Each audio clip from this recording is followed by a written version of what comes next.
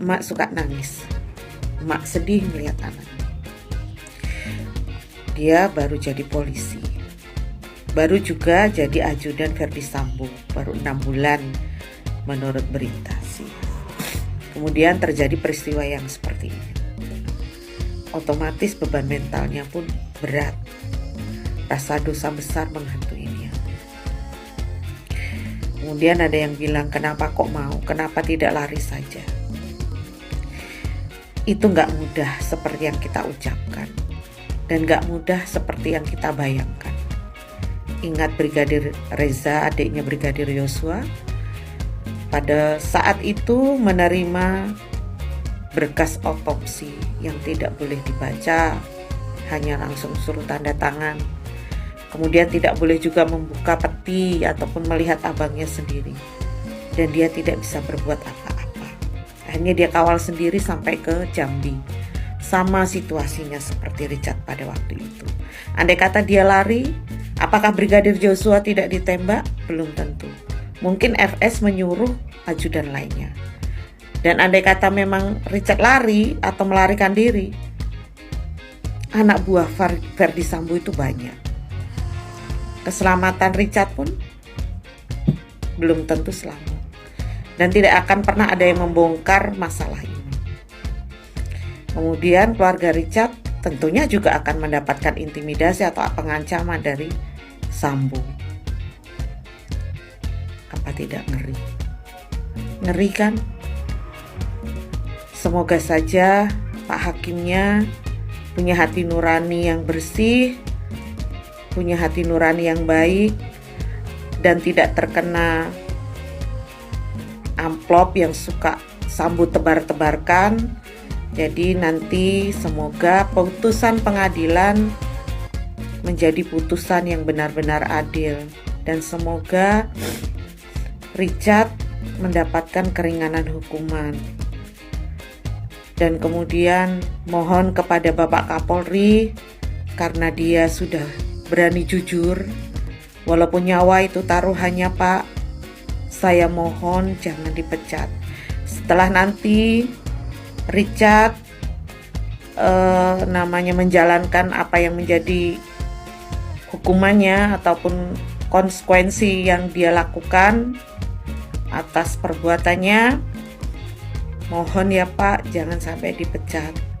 Kasihan. Ini FS dan PC, kalian yang harus tanggung jawab. Kalian harus tanggung jawab atas diri Richard. Hai. Assalamualaikum warahmatullahi wabarakatuh. Tapi dari sekian banyak ya, saya lihat, saya salut sama Baradae. Walaupun beliau masih muda, itu pada saat proses persidangan beliau maskernya dibuka. Sebelum proses persidangan sepertinya beliau meminta maaf. Artinya ya, secara manusiawi beliau menyadari apa yang terjadi, bentuk kesalahannya. Terlepas apapun, kita manusia tidak pernah akan tahu bagaimana jalan kelanjutan apa yang kita lakukan dalam hidup ini ya. Nah, manusia itu penuh dengan yang namanya diuji. Di sini saya berharap sekali almarhum Joshua itu mendapatkan satu yang namanya keadilan dan nama baik. Saya berharap juga Baradae itu bisa mengungkapkan semua apa yang telah terjadi sesungguhnya. Apa yang benar-benar dialami ketika terjadi peristiwa sesungguhnya yang menewaskan almarhum Joshua di Duren Sawit 3. Saya hanya bisa menghimbau begitu sebagai netizen. Dan saya juga melihat beliau anak muda yang sungguh disayangkan. Dengan pangkat yang maaf izin, di antara yang lain, beliau sepertinya seorang barada yang akan dikorbankan ya. Saya tidak mengiring opini ya, tapi kan itu benar yang pernah kita lihat dan kita ketahui.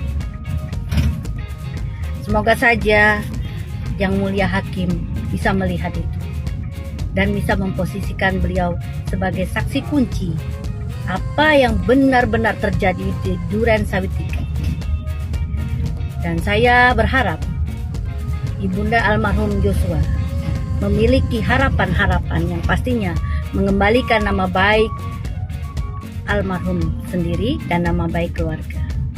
Salut saya ya dengan satu kesatuan persatuan orang Batak. Apalagi yang saya lihat ya, sampai yang mengongkosin apa itu dananya tuh dari turunan orang-orang Batak ya. Yaitu patut kita contoh ya, patut kita tauladani. Suku harus satu suku itu harus kompak sih memang. Saya salut sih. Saya salut sekali melihatnya. Terkadang saya juga gitu kompaknya ya, salut ya sampai segitunya. Dan mudah-mudahan ada secercah harapan bagi keluarga almarhum Joshua atas proses persidangan ini. Saya sebagai netizen berharap sekali bahwasan persidangan ini di mana Baradae dapat berkata yang sejujurnya apa yang beliau alami pada saat kejadian yang dialami oleh almarhum Joshua pastinya. Terlepas dari apapun, saya juga menyesalkan itu kenapa Baradae pada saat itu tidak menolak. Padahal yang saya dengar selama ini katanya beliau sangat deket ya, malah satu kamar berdua kayaknya Pak Asep ya kalau saya dengar dulu ya. Nah, tapi kita tidak bisa memflashback ke belakang. Saya hanya meyakini bahwasannya manusia itu akan ada kesadaran pada saat ia merasakan betapa sesuatu yang dihadapinya saat ini merupakan bentuk dari kesalahannya. Pastinya ya, saya tidak memvonis itu, tapi manusia pasti dikala penyesalan itu pada dasarnya ada yang datangnya di akhir ya, tidak di depan pastinya. Dan saya sangat meminta sekali beliau berkata jujur. Apa yang dialami, apa yang dilihat, apa yang dilakukan terhadap almarhum Joshua sesungguhnya. Karena bagaimanapun itu adalah teman sejawatnya di kala itu. Ya, bukan dengan teman sejawat juga ya, senior beliau kan Pak Asep ya, senior. Nah, saya berharap juga Baradae tidak merubah apapun pengakuan beliau yang sesungguhnya. Dan saya menghimbau juga para hakim, Pak Hakim, yang mulia Pak Hakim, dan para jaksa penuntut umum bisa melakukan sesuatu yang diharapkan pastinya kita masyarakat menegakkan kebenaran di atas segala-galanya.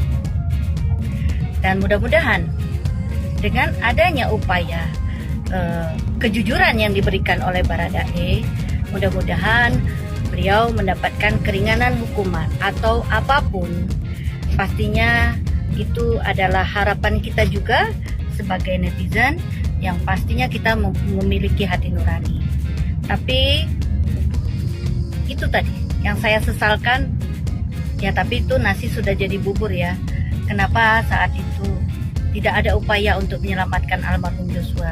Hanya saja kita tidak bisa flashback ke belakang. Mudah-mudahan ibunda almarhum mendapatkan secercah harapan keadilan pasti.